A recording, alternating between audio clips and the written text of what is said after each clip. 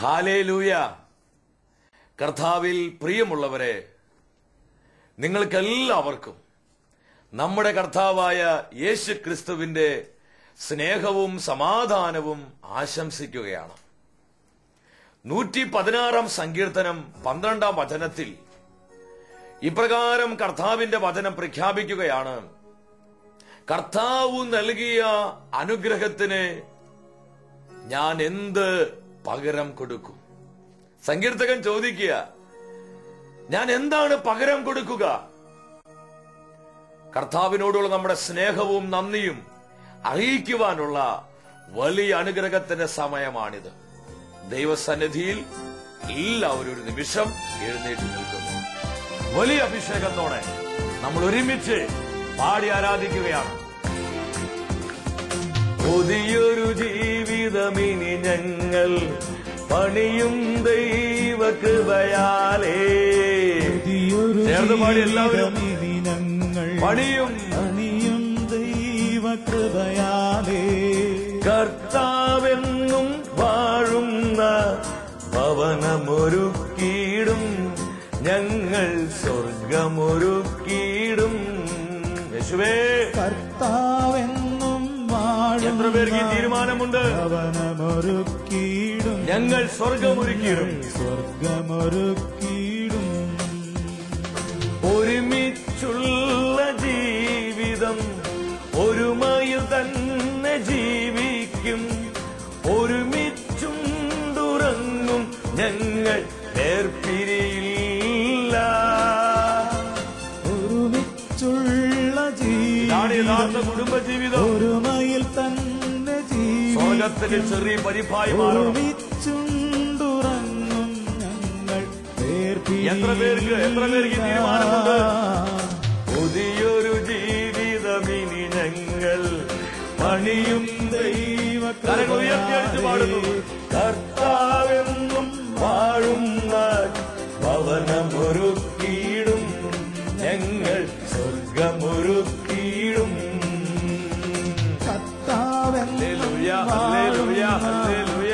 ഭവനമൊരുക്കിയിടും ഞങ്ങൾ സ്വർഗമൊരുക്കിയിടും. ഞങ്ങൾ സ്വർഗമൊരുക്കിയിടും. ഒരിക്കൽ കൂടെ ചേർന്ന് പാടുന്നു. സ്വർഗമൊരുക്കിയിടും. ഇരു കരങ്ങളും കർത്താവിന്റെ സാന്നിധ്യത്തിന് മുൻപിൽ ഉയർത്തിപ്പിടിക്കും. മക്കളെ, നമ്മുടെ കുടുംബങ്ങൾ അനുഗ്രഹിക്കുവാനായി, വിശുദ്ധീകരിക്കുവാനായി കർത്താവ് ഇറങ്ങി വരുന്ന സമയമാണ്. ഇരു കരങ്ങളും ഉയർത്തി, സ്വരമുയർത്തി യേശുവിനെ വിളിക്കുന്നു. യേശുവേ, അത്ഭുതത്തിന്റെ ദൈവമേ, അവിടുത്തെ അഭിഷേക കരങ്ങൾ ഞങ്ങൾ കുടുംബങ്ങൾ നേരെ നീട്ടണമേ. ഞങ്ങളുടെ കുടുംബങ്ങളെ വിശുദ്ധീകരിക്കുവാൻ കർത്താവ് അങ്ങ് കടന്നു വരണമേ. ഞങ്ങളുടെ കുടുംബത്തിന്റെ പ്രശ്നങ്ങളിലേക്ക് അങ്ങ് വരണമേ. ഞങ്ങളുടെ ഭവനത്തിന്റെ എല്ലാ കുറവുകളെയും നിറവുകളാക്കി മാറ്റണമേ. ഇത് അനേകം ജീവിതങ്ങളെ കർത്താവ് സ്പർശിച്ചുകൊണ്ടിരിക്കുന്നു. അനേകം കുടുംബങ്ങളിലേക്ക് അനുഗ്രഹത്തിന്റെ അഭിഷേകം ഒഴുകിക്കൊണ്ടിരിക്കുന്നു. Lord bless, bless Lord. കർത്താവേ, അവിടുത്തെ മുറിവേറ്റ കരങ്ങൾ നീട്ടി ഓരോ കുടുംബങ്ങളെയും അനുഗ്രഹിക്കണമേ. തകർന്നുകൊണ്ടിരിക്കുന്ന കുടുംബങ്ങൾ അനുഗ്രഹിക്കണമേ. പിശാച് ചിതറമാക്കിക്കൊണ്ടിരിക്കുന്ന കുടുംബങ്ങളെ അനുഗ്രഹിക്കണമേ. തിരുകുടുംബം പോലെ പ്രാർത്ഥനയുടെയും ദൈവസ്നേഹത്തിന്റെയും ദൈവകൃപയുടെയും പരസ്പരം പങ്കുവെക്കലിന്റെയും അനുഗ്രഹീത ഭവനമാക്കി ഞങ്ങളുടെ ഭവനങ്ങളെ രൂപാന്തരപ്പെടുത്തണമേ. Hallelujah, hallelujah, hallelujah. പരിശുദ്ധാത്മാവേ വരിക. പ്രിയ ദൈവമക്കളെ, ഇരു കരങ്ങളും പൂർണ്ണമായി ഉയർത്തിപ്പിടിച്ച് നമ്മുടെ കുടുംബ അന്തരീക്ഷത്തിലേക്ക് പരിശുദ്ധാത്മാവിനെ വിളിക്കേ. പരിശുദ്ധാത്മാവേ വരിക, വരിക, വരിക. ദൈവ സ്നേഹം കൊണ്ട് ഭവനങ്ങളെ വിശുദ്ധീകരിക്കുക. പാപരോഗ ശാപബന്ധനത്തിന്റെ കെട്ടുകളെ പരിശുദ്ധാത്മാവെ പൊട്ടിച്ചു കളയുക. Hallelujah, hallelujah, hallelujah. ലോകത്തിന് വിവിധ ഭാഗങ്ങളിൽ ഈ ആത്മീയ ശുശ്രൂഷയുടെ ഭാഗമായി പ്രാർത്ഥിച്ചുകൊണ്ടിരിക്കുന്ന അനേകം കുടുംബങ്ങളുണ്ട് കർത്താവേ. ഇതിൽ പല കുടുംബങ്ങളും അസ്വസ്ഥമാണ്. ഇതിൽ പല കുടുംബങ്ങളും തകർച്ചയിലാണ്. ഇതിൽ പല കുടുംബങ്ങളും ദുഃഖഭാരത്തിലാണ്. ഇതിൽ പല കുടുംബങ്ങളും ശിഥിലമായി കൊണ്ടിരിക്കുകയാണ്. കർത്താവേ, കരം നീട്ടണമേ. ആ ഭവനങ്ങളിലേക്ക് ഇറങ്ങി വരണമേ. മഹത്വത്തോടെ വരണമേ. ശക്തിയോടെ വരണമേ. ജീവനായി വരണമേ. സൗഖ്യമായി വരണമേ. അഭിഷേകം വെളിപ്പെടട്ടെ. കുടുംബങ്ങൾ കർത്താവിന്റെ സാന്നിധ്യത്തിന്റെ അഗ്നിയാൽ വിശുദ്ധീകരിക്കപ്പെടട്ടെ. Hallelujah, hallelujah, hallelujah, hallelujah. മാതാപിതാക്കൾ അനുഗ്രഹീതരാകട്ടെ. ഭാര്യ ഭർത്താക്കന്മാർ യേശു നാമത്തിൽ അനുഗ്രഹിക്കപ്പെടട്ടെ. ഓരോ മക്കളും കർത്താവിന്റെ നാമത്തിൽ അനുഗ്രഹിക്കപ്പെടട്ടെ. Lord bless, bless, bless Lord. Hallelujah, hallelujah, hallelujah. പരിശുദ്ധ അമ്മേ, തിരുകുടുംബത്തിന്റെയും തിരുസഭയുടെയും മധ്യസ്ഥനും പാലകനുമായ ഔസേപ്പ് പിതാവേ, സകല വിശുദ്ധരെ ഞങ്ങളുടെ കുടുംബങ്ങൾക്ക് വേണ്ടി പ്രാർത്ഥിക്കണമേ. ആമേൻ. ഹല്ലേലൂയ. പ്രിയ ദൈവമക്കളെ, വളരെ വലിയ ആനന്ദത്തോടെ ദൈവവചനത്തെ സ്വീകരിക്കുവാനായി നമുക്കൊരുങ്ങാം. കഴിഞ്ഞ ആഴ്ചകളിലൂടെ കർത്താവ് തന്റെ വചനത്തിലൂടെ നമ്മെ ഓരോരുത്തരെയും വഴി നടത്തുകയാണ്. ഇന്നേ ദിവസം ദൈവവചനത്തിലൂടെ പരിശുദ്ധാത്മാവ് നമ്മളെ പഠിപ്പിക്കുന്നത് കർത്താവ് വസിക്കുന്ന കുടുംബത്തിന്റെ മറ്റൊരു പ്രത്യേകതയാണ് പങ്കുവെക്കുന്ന കുടുംബം. കർത്താവ് പണിയുന്ന കുടുംബത്തിന്റെ വലിയൊരു പ്രത്യേകതയാണ് അത് പങ്കുവെക്കുന്ന കുടുംബമാകും. നമ്മുടെ കുടുംബങ്ങൾ പങ്കുവെക്കലിന്റെ അനുഭവത്തിലോട്ട് കടന്നു വരണം. കത്തോലിക്ക സഭയുടെ മതബോധനം ക്രൈസ്തവ കുടുംബത്തെക്കുറിച്ച് പഠിപ്പിക്കുകയാണ്. 2205 ഖണ്ഡികയിൽ ക്രൈസ്തവ കുടുംബം സുവിശേഷ പ്രഘോഷകയും പ്രേക്ഷിതയുമാണ്. എന്ത് ശക്തമായ ഭാഷയിലാണ് സഭ ക്രൈസ്തവ കുടുംബങ്ങളെ കുറിച്ച് പറയുന്നത്. ഓരോ ക്രൈസ്തവ കുടുംബവും സുവിശേഷ പ്രഘോഷകയും ക്രിസ്തുവിന്റെ പ്രേക്ഷിതയുമാണ്. അങ്ങനെയാണെങ്കിൽ നമ്മുടെ കുടുംബങ്ങളിലൊക്കെ എന്തുമാത്രം പ്രേക്ഷിത ചൈതന്യം നിറയണം. ക്രിസ്തുവിന്റെ സുവിശേഷത്തിന്റെ അഗ്നി നമ്മുടെ കുടുംബങ്ങളിൽ എന്തുമാത്രം കത്തി ജ്വലിക്കണം. ഈ ഒരു ആഗ്രഹം നമുക്കുണ്ടാകണം. കർത്താവേ, ഞങ്ങളുടെ കുടുംബങ്ങളെ, കുടുംബ ബന്ധങ്ങളെ പരസ്പരം പങ്കുവെക്കലിന്റെ, പ്രോത്സാഹനത്തിന്റെ കുടുംബമാക്കി മാറ്റണമേ. വിശുദ്ധ ലൂക്കായുടെ സുവിശേഷം 1-ാം അധ്യായം 59-60 തിരുവചനങ്ങളിൽ ഇപ്രകാരം കർത്താവിന്റെ വചനം വെളിപ്പെടുത്തുകയാണ്. 8-ാം ദിവസം അവർ ശിശുവിന്റെ പരിച്ഛേദനത്തിന് വന്നു. പിതാവിന്റെ പേരനുസരിച്ച് സക്രിയ എന്ന് അവന് പേര് നൽകാൻ അവർ ആഗ്രഹിച്ചു. എന്നാൽ ശിശുവിന്റെ അമ്മ അവരോട് പറഞ്ഞു, അങ്ങനെയല്ല, അവൻ യോഹന്നാൻ എന്ന് വിളിക്കപ്പെടണം. സക്രിയയുടെ ബന്ധുമിത്രങ്ങളെല്ലാം ഒരുമിച്ച് കൂടി ശിശുവിനെ പേരിടാനായിട്ട് വന്നിരിക്കുക. ശിശുവിന്റെ അപ്പന്റെ പേരായ സക്രിയ, ഈ പേര് നൽകാനാണ് അവരെല്ലാം വന്നിരിക്കുന്നത്. ഈ പേരിനെ കുറിച്ച് ഈ ബന്ധുമിത്രങ്ങളെല്ലാം എലിസബത്തിനോട് പറഞ്ഞപ്പോൾ എലിസബത്ത് പറഞ്ഞു, അങ്ങനെയല്ല പേരിടേണ്ടത്, അവന് യോഹന്നാൻ എന്ന് പേരിടണം, അവന് യോഹന്നാൻ എന്ന് പേരിടണം. ഈ തിരുവചനഭാഗം വായിച്ച് ധ്യാനിച്ചപ്പോൾ എന്റെ ഹൃദയത്തിന് അത് വല്ലാത്തൊരു ആനന്ദം നൽകി. ഞാൻ ചിന്തിച്ചു, എലിസബത്ത് എങ്ങനെയാ മനസ്സിലാക്കിയത് ശിശുവിന് യോഹന്നാൻ എന്ന് പേരിടണമെന്ന്? വിശുദ്ധ ലൂക്കായുടെ സുവിശേഷം 1-ാം അധ്യായം 20-ാം വചനത്തിൽ നമുക്ക് കാണാൻ പറ്റും. കർത്താവിന്റെ വാക്കുകളെ സക്രിയ അവിശ്വസിച്ചതുകൊണ്ട് ഗബ്രിയേൽ ദൂതൻ പറയുന്നുണ്ട് 19-ാമത്തെ വചനത്തിൽ, ഞാൻ ദൈവസന്നിധി നിൽക്കുന്ന ഗബ്രിയേലാണ്. യഥാകാലം പൂർത്തിയാകേണ്ട ഈ വചനം അവിശ്വസിച്ചതുകൊണ്ട് നീ മൂകനായിത്തീരും, എനിക്കിനി സംസാരിക്കാൻ പറ്റില്ല, നീ ഊമനായിത്തീരും. 20-ാമത്തെ വചനത്തിൽ സക്രിയ ഊമനായതാണ്. ഈ സമയത്ത് സക്രിയയുടെ കൂടെ എലിസബത്ത് ഇല്ല, എലിസബത്ത് വീട്ടിലാ. കാരണം സക്രിയ ഈ സമയം ദേവാലയത്തിലാണ്. ആ കുഞ്ഞിന് നീ യോഹന്നാൻ എന്ന് പേരിടണം. ഇത് ഗബ്രിയേൽ ദൂതനിൽ നിന്ന് സക്രിയയാണ് കേട്ടത്. വേറെ ആർക്കും ഈ സംഭവം അറിയില്ല, ഈ പേരും അറിയില്ല. അപ്പോൾ എന്റെ ചോദ്യം, പിന്നെ എങ്ങനെയാണ് എലിസബത്ത് ഈ പേര് മനസ്സിലാക്കിയത്? ഇവിടെയാണ് പങ്കുവെക്കലിന്റെ പ്രാധാന്യം വെളിപ്പെടുന്നത്. എലിസബത്ത് സക്രിയ ദമ്പതികളുടെ കുടുംബം പരസ്പരം പങ്കുവെച്ച കുടുംബമായിരുന്നു. ഞാൻ വീണ്ടും ആ വചനത്തിലോട്ട് ഒരിക്കൽ കൂടെ നിങ്ങൾ ക്ഷണിക്കുകയാണ്. ശുലുക്കാട് സുവിശേഷം 1:6 വചനം പറയുന്നു, അവർ ഒരുമിച്ച്. എന്നെ വല്ലാതെ സ്വാധീനിച്ചൊരു വചനമാണ്. അവർ ഒരുമിച്ച് കുടുംബജീവിതം നയിക്കുന്ന അനേകം ദൈവമക്കളിൽ ശുശ്രൂഷയിൽ പങ്കെടുത്തുകൊണ്ടിരിക്കുന്നുണ്ട്. നമ്മുടെ ജീവിതങ്ങളിലും കുടുംബങ്ങളിലെല്ലാം ഈ ഒരൊറ്റ വചനം അഭിഷേകമായി മാറിയാൽ നമ്മുടെ കുടുംബം സ്വർഗമായി തീരും. ഒരു സംശയം നിങ്ങൾ വിചാരിക്കേണ്ട. അവർ ഒരുമിച്ച് എന്ത് ചെയ്തു? അവർ പ്രാർത്ഥിച്ചു, പ്രതിബന്ധങ്ങൾ അതിജീവിച്ചു. വീണ്ടും വചനം പറയുന്നു, അവർ പരസ്പരം പങ്കുവെച്ചു.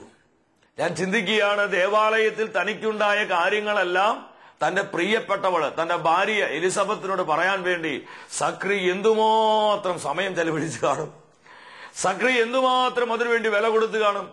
ഇവിടെ സംസാരിക്കുക യാതൊരു തടസ്സവുമില്ല. അതിനുള്ള സാധ്യതകളും സാഹചര്യങ്ങളും ഉണ്ടായിട്ട് പോലും പരസ്പരം പങ്കുവെക്കാൻ നമുക്കൊന്നും നേരമില്ല, നമുക്കൊന്നും സമയമില്ല. അതുകൊണ്ട് തന്നെയാണ് നമ്മുടെ അനേകം കുടുംബങ്ങൾ ചില ദുരന്തങ്ങൾ ഏറ്റുവാങ്ങുന്നത്. ദമ്പതികളിൽ അവിശ്വസ്തരുടെ എണ്ണം വർദ്ധിക്കുന്നത്. അതൊക്കെ പുരുഷന്മാരോട് ഈ മെസ്സേജ് പറയേണ്ടത്. പക്ഷെ ഇന്ന് കൂടുതൽ സ്ത്രീകളോട് ഈ മെസ്സേജ് പറയേണ്ട ഒരു സ്ഥിതിവിശേഷത്തിലേക്ക് വന്നിരിക്കുക. അതുപോലെ സ്ത്രീകളിൽ അവിശ്വസ്തരുടെ എണ്ണം കൂടിക്കൊണ്ടിരിക്കുന്നു. ദാമ്പത്യ ജീവിതങ്ങൾ താറുമാറായിക്കൊണ്ടിരിക്കുന്നു. അതിന്റെ പ്രധാന കാരണം ഇന്നത്തെ തിരുവചന ശുശ്രൂഷയിലൂടെ പരിശുദ്ധാത്മ നമ്മൾ പഠിപ്പിക്കുകയാണ്. അത് മറ്റൊന്നുമല്ല, പങ്കുവെക്കുവാൻ നമ്മൾ സമയം കണ്ടെത്തുന്നില്ല. 128 സങ്കീർത്തനം 2-3 തിരുവചനങ്ങളിൽ ഒരു ദൈവഭക്തന്റെ കുടുംബം എപ്രകാരമുള്ളതാകണമെന്ന് പരിശുദ്ധാത്മാവ് വളരെ വ്യക്തമായി വെളിപ്പെടുത്തുന്നുണ്ട്. അവിടെ വചനം പറയുകയാണ്, നിന്റെ ഭാര്യ ഭവനത്തിൽ ഫലസമൃദ്ധമായ മുന്തിരി പോലെയായിരിക്കും, നിന്റെ മക്കൾ നിന്റെ മേശയ്ക്ക് ചുറ്റും ഒലിവ് തൈകൾ പോലെ. നിന്റെ മക്കൾ നിന്റെ മേശയ്ക്ക് ചുറ്റും ഒലിവ് തൈകൾ പോലെ. ഈ ഒരു അനുഭവം നമ്മുടെ കുടുംബങ്ങളിൽ ഇന്ന് നഷ്ടപ്പെട്ടു പോയി. അപ്പനും അമ്മയും മക്കളും ഒരുമിച്ച് അത്താഴ മേശയുടെ ഒപ്പം ഇരുന്ന് കുടുംബകാര്യങ്ങൾ പങ്കുവെക്കുന്ന ഒരു അനുഭവം നമ്മുടെ ആദ്യ കുടുംബങ്ങൾക്കൊക്കെ ഉണ്ടായിരുന്നു. എന്തൊരു കെട്ടുറപ്പായിരുന്നു, ആ കുടുംബങ്ങൾക്ക് എന്തൊരു ശക്തിയായിരുന്നു. എന്നാൽ നമ്മുടെ കുടുംബങ്ങളിൽ നിന്ന് ഇന്ന് ഇതൊക്കെ നഷ്ടപ്പെട്ടു പോയി. അപ്പൻ വേറൊരു വഴിക്ക് പോകുന്നു, അമ്മയാണെങ്കിൽ വീട്ടുകാര്യങ്ങൾ നോക്കി വളരെ കഷ്ടപ്പെട്ട് അമ്മ മറ്റൊരു വഴിക്ക് പോകുന്നു. മക്കൾ എന്ത് ചെയ്യുന്നു? മുറിയിൽ കഥ കടച്ച് ഇന്റർനെറ്റിന് മുമ്പിൽ ഇരുന്ന് അവർക്ക് ആവശ്യമുള്ളതൊക്കെ കാണുന്നു, കേൾക്കുന്നു. അങ്ങനെയുള്ള പല പരിപാടികളിലോട്ട് അവർ കടന്നു ചെല്ലുന്നു. ആർക്കും ആരോടും അങ്ങോട്ടും ഇങ്ങോട്ടും സംസാരിക്കുവാനോ പങ്കുവെക്കുവാനോ നേരമില്ല. ഏതാനും നാളുകൾക്ക് മുമ്പ് ഒരു പെൺകുട്ടി അവൾ വന്ന് എന്നോട് പറഞ്ഞു, സഹോദര, എന്റെ കുടുംബം ഒരു ശവപ്പറമ്പാണ്. ഞാൻ ചോദിച്ചു, മോളെ നീ എന്താ അങ്ങനെ പറയുന്നത്? ഉടനെ അവള് തമാശ രീതിയിൽ അവളുടെ കുടുംബത്തെ കുറിച്ച് പറയാ. കാരണം ഞങ്ങളുടെ കുടുംബത്തിലുള്ളവരൊക്കെ മരിച്ചുപോയവരാ, അവർക്ക് ജീവനില്ല.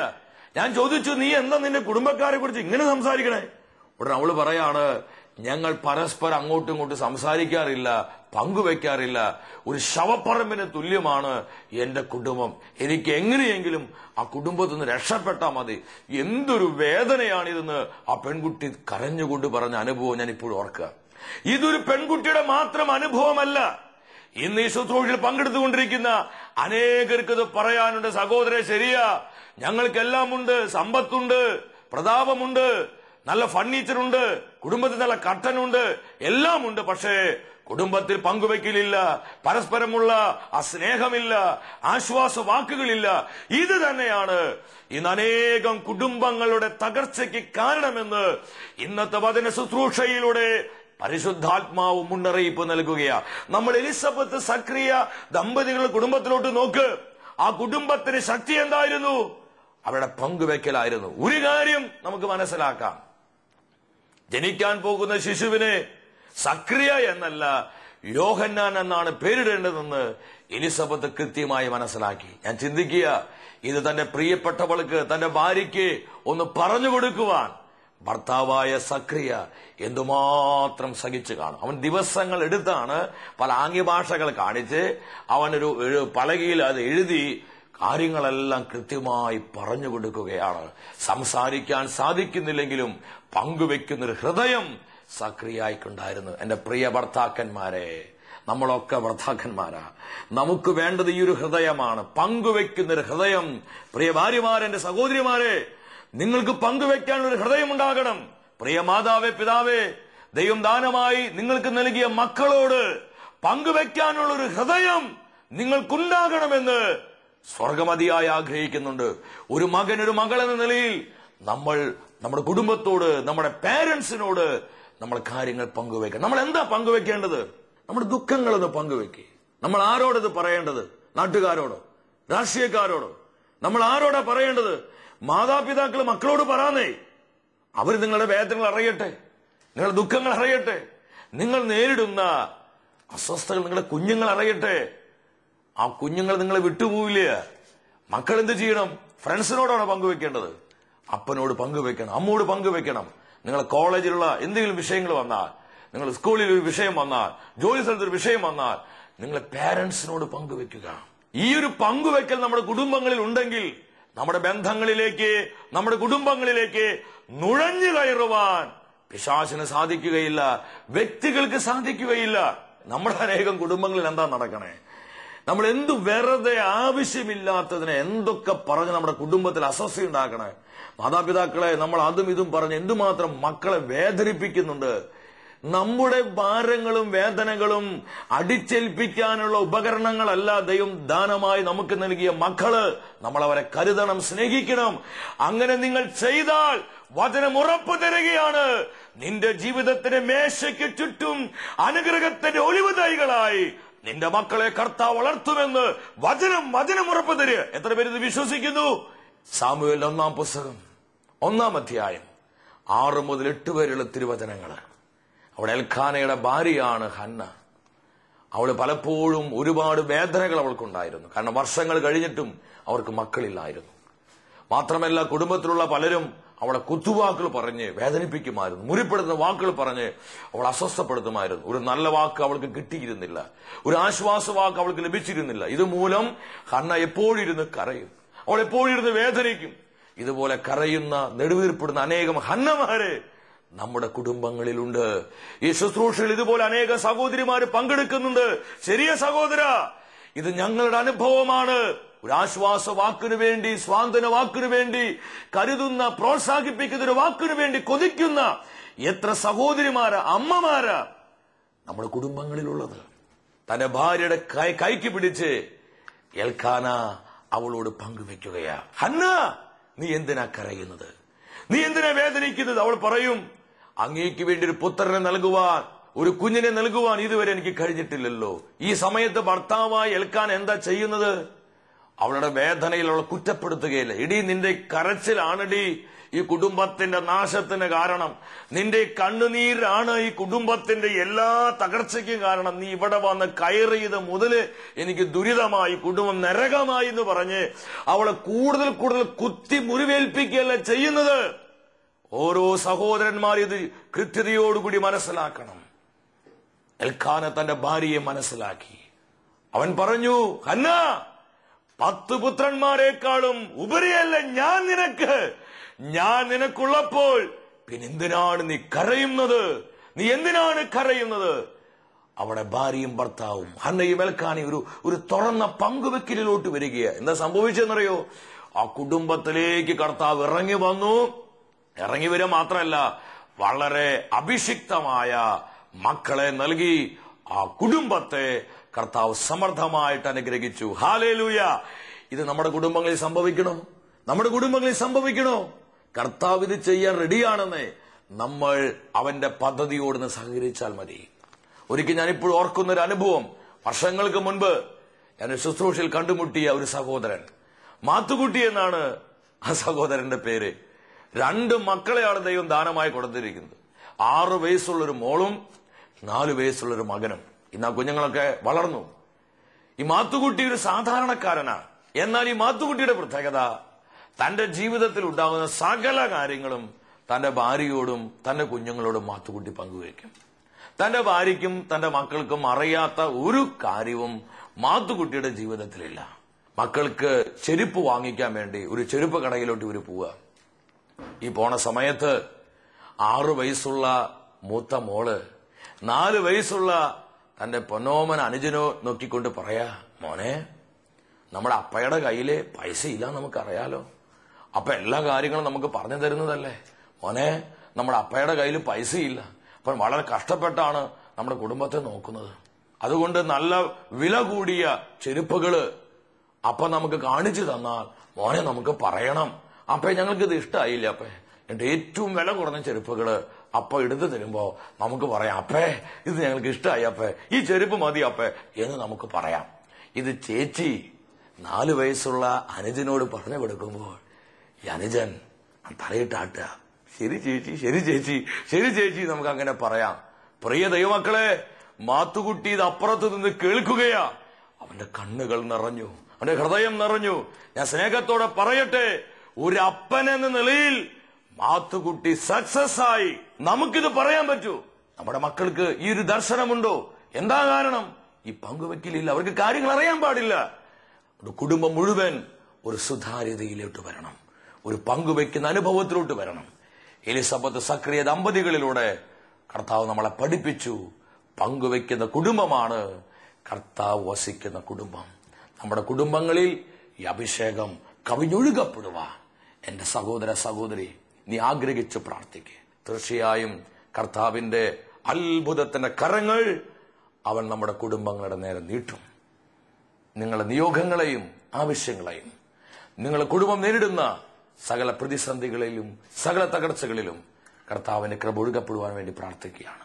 ഒരിക്കൽ കൂടെ എല്ലാവർക്കും ദൈവാനുഗ്രഹം ആശംസിക്കുന്നു. കർത്താവ് നമ്മെ ഓരോരുത്തരെയും സമൃദ്ധമായി അനുഗ്രഹിക്കട്ടെ.